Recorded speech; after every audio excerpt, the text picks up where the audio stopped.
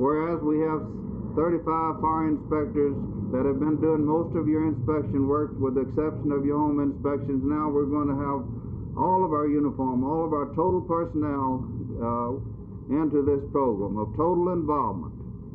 The operational fire companies will make the inspections while in service by radio in their respective fire response districts. These companies will be readily available and will respond to any emergency received while making the inspection. Chief Penn, do you have any explanation as to the great increase in fire deaths and losses? We've had more density in population in a lot of areas, and we feel like that there have been violations in fire codes, especially in your apartment complexes, that we hope to, through this inspection program, to make frequent inspections and to eliminate these hazards.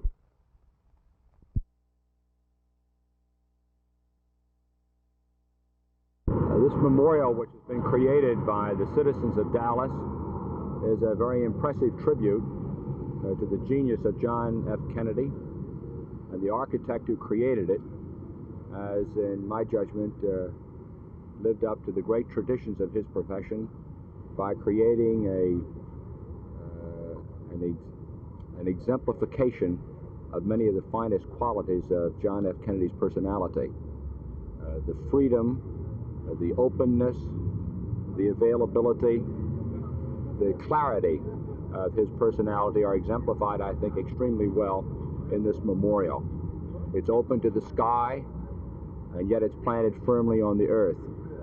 It's open to people, yet when you get inside of it, there's a warmth that comes from the enclosure, the feeling that you're being held very gently within something, but you're not at all constrained. You're still free to come or to go or to reach the sky and keep your feet on the earth. So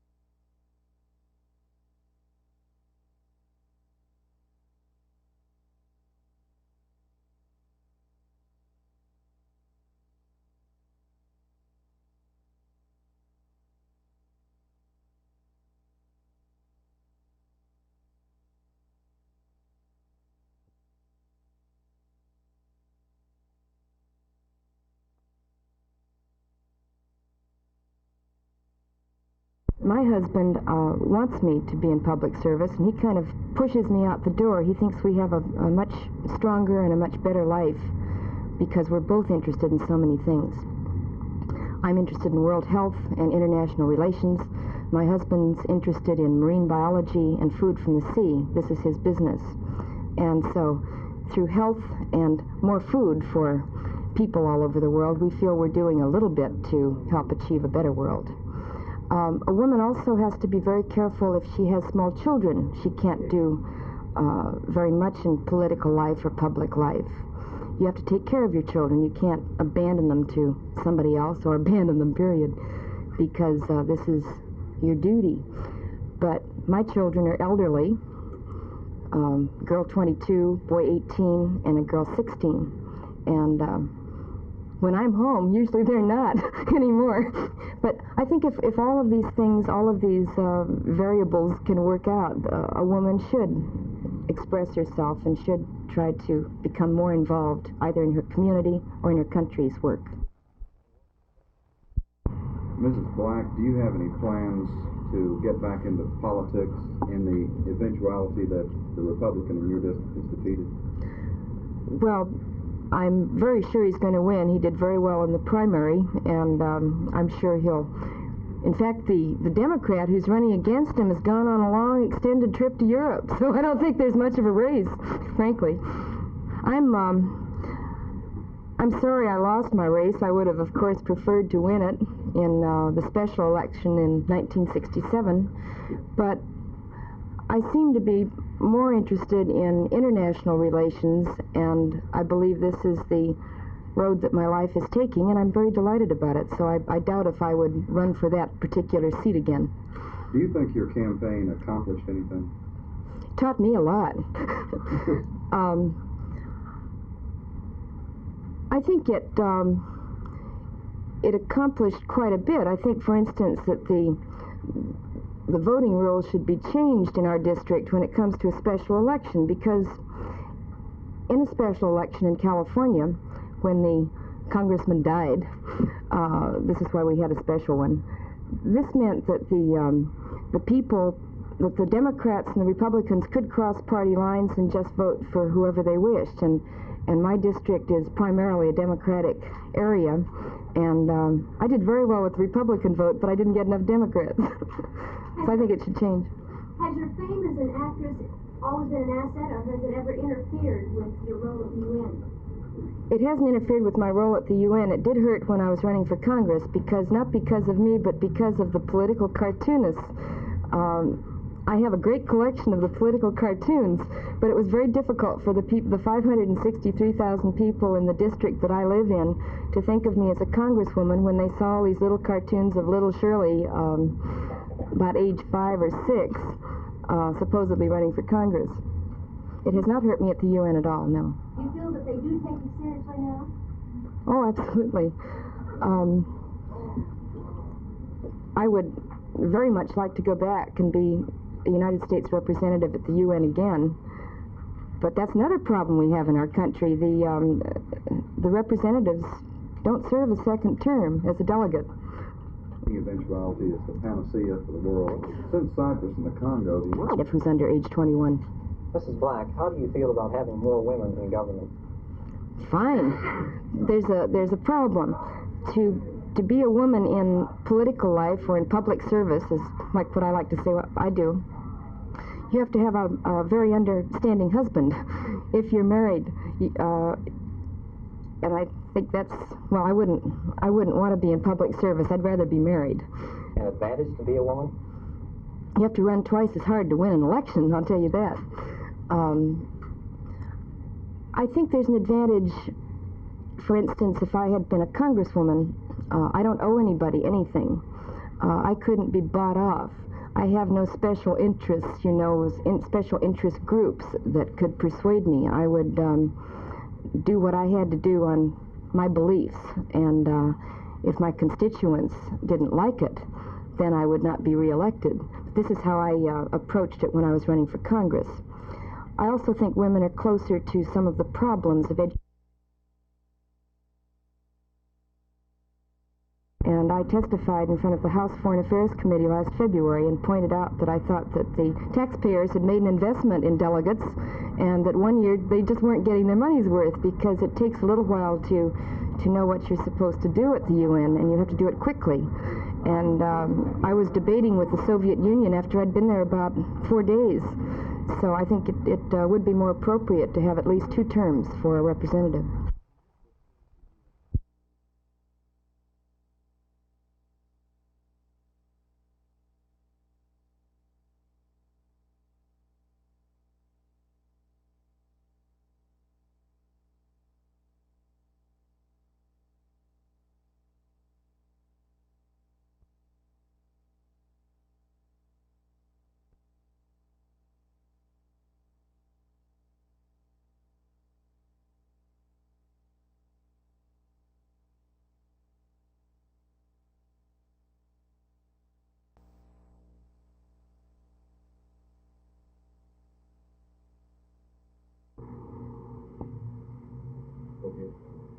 Why do you maintain that Mel Bradford is still the chairman of the Dallas County American Party?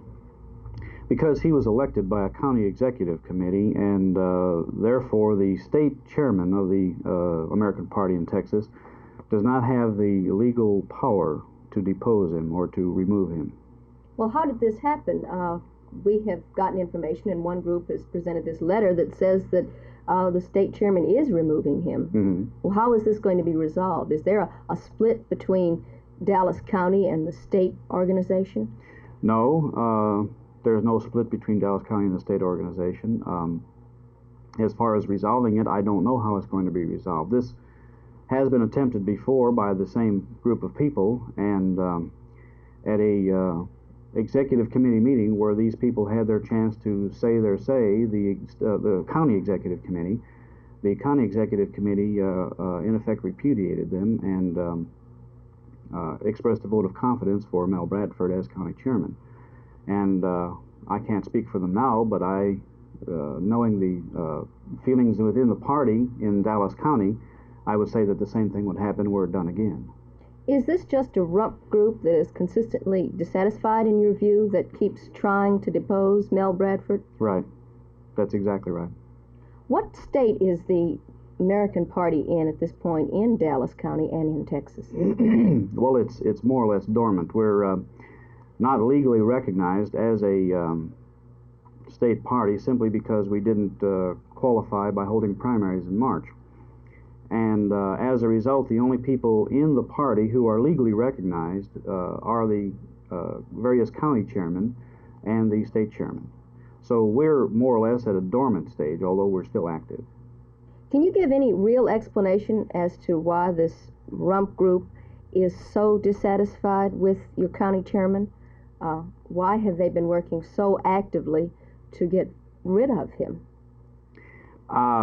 I really can't give you a satisfactory explanation of it. I don't really know their reasons. I know what they state their reasons are, but they've stated many things that have been misrepresented, and I really don't know what their reasons are. Would you interpret this as a sign of real division and weakness within the American Party in Dallas County? Absolutely not, because they're in a very, very strong minority.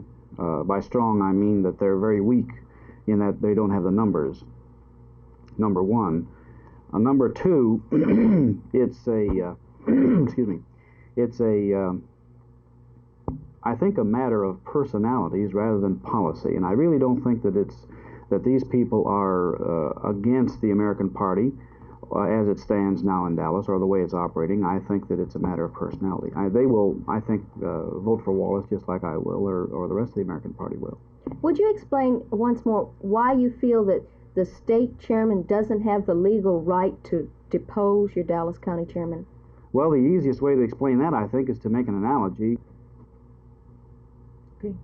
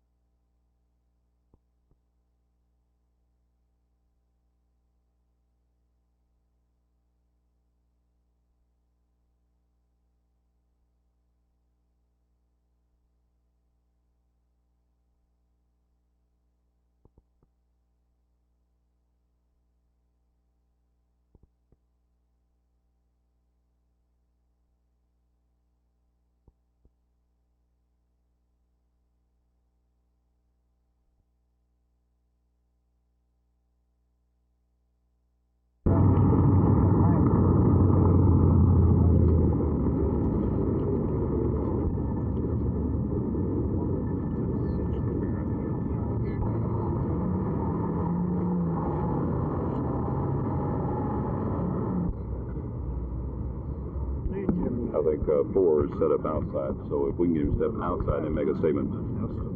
How many statements?